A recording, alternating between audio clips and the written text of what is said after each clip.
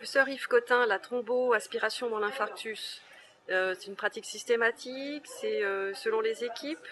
Alors c'est là une vraie question. Vous savez qu'il y a une étude TAPAS qui a montré l'intérêt de la thromboaspiration par rapport à l'absence de thromboaspiration.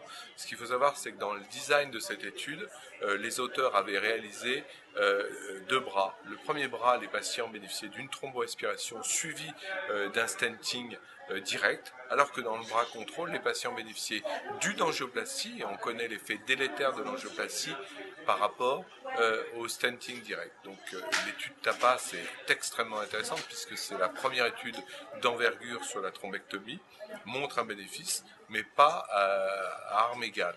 Je crois que la thrombectomie, il y a encore beaucoup de choses à prouver. Et surtout les techniques de thrombectomie. Pourquoi la thrombectomie, c'est quand même un cathéter assez volumineux, il faut être en C-French.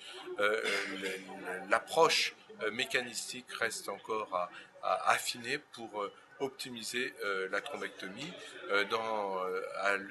Aux Journées européennes de la Société française de cardiologie, nous avons présenté des modèles de thrombectomie où nous montrons clairement que en fonction de l'anatomie de l'artère, en fonction de l'ancienneté évoquée du caillot, en fonction de la calcification de l'artère et les techniques à employer, est-ce qu'il faut l'employer? Est-ce que les techniques à employer sont toutes les mêmes? Non.